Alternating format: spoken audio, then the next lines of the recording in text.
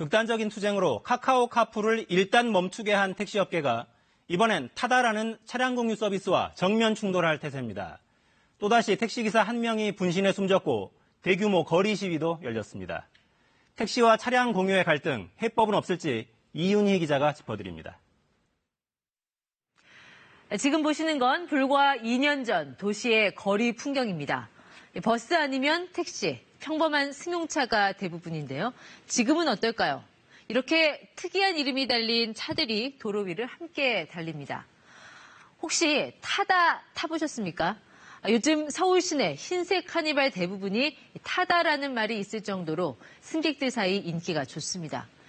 이용 방법은 택시와 비슷합니다. 타다 앱에 목적지를 입력하면 11인승 카니발이 도착합니다. 널찍한 11인승 차량을 혼자 사용하다니 일단 대접받는 기분이 들겠죠. 중간에 지인을 픽업해서 동일한 장소로 함께 갈 수도 있습니다. 운전기사는 승객에게 불필요한 말을 건네지 않습니다. 휴대전화 충전기나 무료 와이파이도 구비되어 있습니다. 도착까지 시간은 걸릴 수 있어도 호출이 거부당하는 경우는 드뭅니다. 자, 이렇게 기존 택시에 대한 승객들의 불만 포인트를 제대로 짚은 까닭에 택시보다 30% 정도 비싼 요금에도 서비스 개시 넉 달 만에 회원수 30만을 돌파했습니다. 그런데 왜 타다는 11인승 카니발일까요? 또 번호판은 왜 영업용인 노란색이 아닌 흰색일까요? 결론부터 말씀드리면 타다는 렌터카입니다. 쉽게 말해 승객이 호출하면 렌터카와 운전기사가 함께 따라오는 구조입니다. 여객 자동차 운수사업법상 기사를 포함한 렌터카 서비스는 11인에서 15인승 승합차를 빌리는 경우나 외국인 또 장애인만 가능합니다. 원래 이 조항은 장거리 운행이나 여행 활성화를 위해 만들어진 조항인데 타다가 이 조항의 빈틈을 잘 파고든 셈이죠. 이 택시업계의 반발은 바로 이 지점에서 시작됩니다. 관광객들 여행 편의하라고 대형 승합차에 한해 운전자를 알선할 수 있게 만든 법을 타다가 교묘하게 악용하고 있다는 게 택시업계 주장입니다. 다시 말해 불법으로 택시와 유사한 영업행위를 하는 것이고 그만큼 안전성 위험도 높고 기사들 생존권도 위협받는다는 것이죠. 법대로 할 거면 일회성으로 빌리고 반납하는 렌터카의 개념과 원칙을 지키라는 겁니다. 어제 광화문 광장에 모인 주최 측 추산 2만여 명의 택시기사들 보시는 것처럼 저마다 타다 아웃이라고 적힌 팻말을 들고 나왔습니다. 타다 서비스에 항의하며 분신에 숨진 동료 기사 안모 씨도 추모했습니다.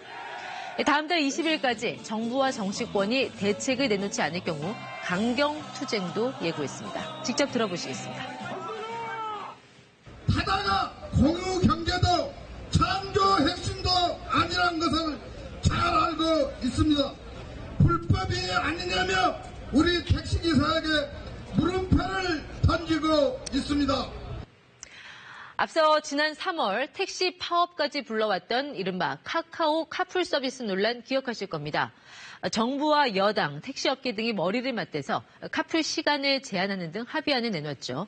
그런데 당시 논의에 빠졌던 타다가 서비스를 본격화하자 또다시 택시업계 반발이 재점화될 조짐을 보이고 있는 건데요.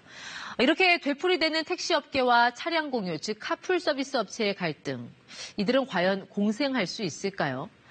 우리처럼 승차 공유 서비스를 제한했던 일본은 최근 허용하는 쪽으로 입장을 바꿨습니다. 대신 택시업계는 승합 택시를 늘리고요. 또 낡은 택시를 교체하면서 서비스 개선에 나섰습니다.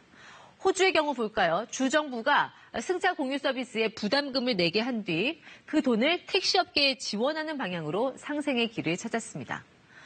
2011년 승차 공유 서비스 우버를 도입한 미국 뉴욕시는 이후 택시 수요가 오히려 늘어난 것으로 집계됐습니다.